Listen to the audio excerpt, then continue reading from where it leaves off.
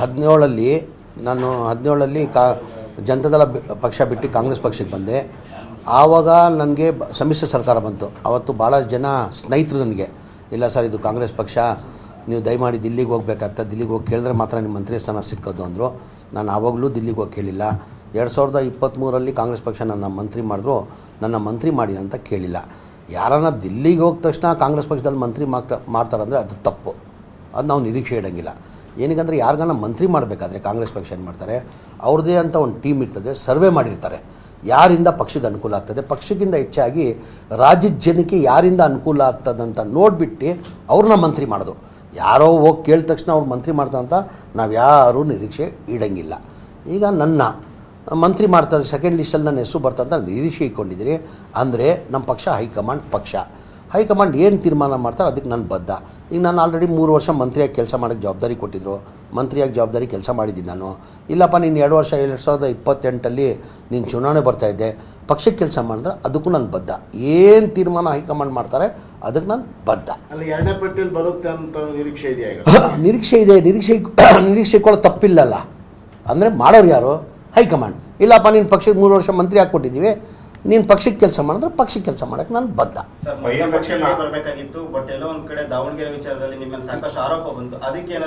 ಈಗ ಮೊದಲೇ ಪಟ್ಟಿದಲ್ಲೇ ನನ್ನ ಹೆಸರು ಬರ್ತಂತ ನಿರೀಕ್ಷೆ ಇಟ್ಕೊಂಡಿದ್ದೀವಿ.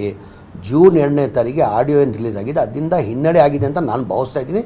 ರಾಜ್ಯದ ಜನಗೂ ಗೊತ್ತಿದೆ. ಅದಕ್ಕೆ ನಾನು ಅವತ್ತೇ ಹೇಳಿಕೆ ಕೊಟ್ಟಿದ್ದೀನಿ, ಆ ಆಡಿಯೋ ನಂದಲ್ಲ, ನಾನು ಅದು ಮಾತಾಡಿಲ್ಲ, ಅದು ಕ್ರಿಯೇಟ್ ಮಾಡಿದಾರಂತ. ಅದು ಯಾರು ಸಿರಾಜ್ ಅವ್ರು ಮಾತಾಡಿದ್ರು, ಅವ್ರು ಆವತ್ತೇ ಕಂಪ್ಲೇಂಟ್ ಮಾಡಿದ್ದಾರೆ. ಕಂಪ್ಲೇಂಟ್ ಕೊಟ್ಟು FIR ಆಗಿದೆ.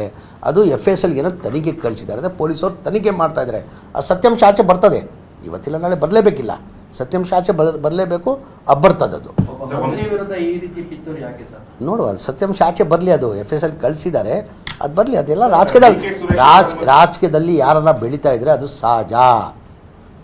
ರಾಜಕೀಯದಲ್ಲಿ ನನಗಂತ ಇಲ್ಲ, ಯಾರನ್ನ ಇರಲಿ ಸಹಿಸ್ಕೊಳ್ಳೋಕ್ಕಾಗಲ್ಲ, ಅದು ಮಾಡೋದು ಸಹಜ. ನನಗಂತಲ್ಲ, ಎಲ್ಲರಿಗೂ ಅದೇ ಥರ ಮಾಡ್ಕೊಂಡು ಬರ್ತಾರೆ. ಅವತ್ತಿಂದ ಪದ್ಧತಿ ಅದು, ಎಲ್ಲರಿಗೂ ಯಾರು ಮಾಡಿರ್ಬೋದು. ಈಗ ಗೊತ್ತಾಗ್ತದೆ. ಈಗ ಅದು ಆಡಿಯೋ ಅದು ಇದರಲ್ಲಿ FSL ಏನೋ ಕಳಿಸಿದಾರಂತೆ, ಅದು ಆಚೆ ಬಂದ ತಕ್ಷಣ ಗೊತ್ತಾಗ್ತದೆ.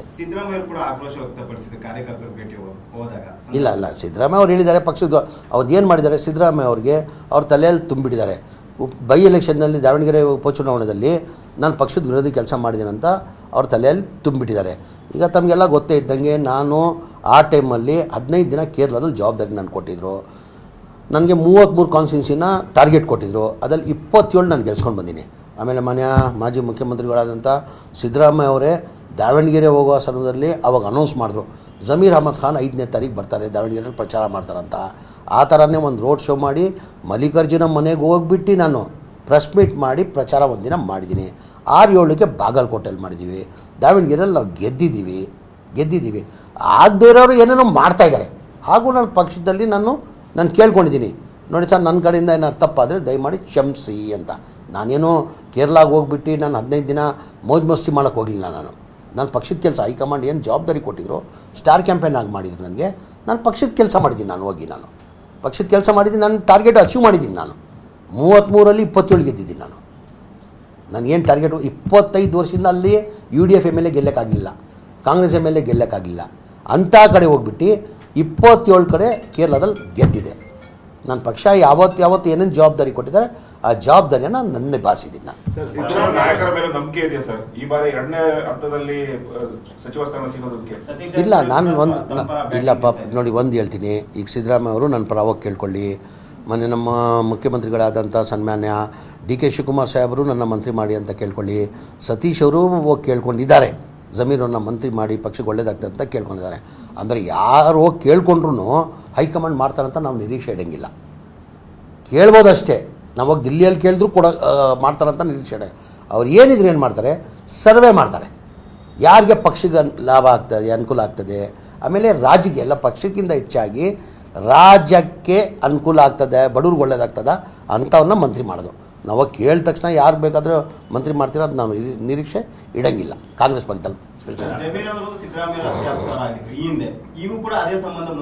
ಈಗ ಸಿದ್ದರಾಮಯ್ಯ ಅವರು ಹಿಂದೆನೂ ನಾಯಕರಾಗಿದ್ದರು, ಮುಂದೆನೂ ಅವರೇ ನಮ್ಮ ನಾಯಕರು.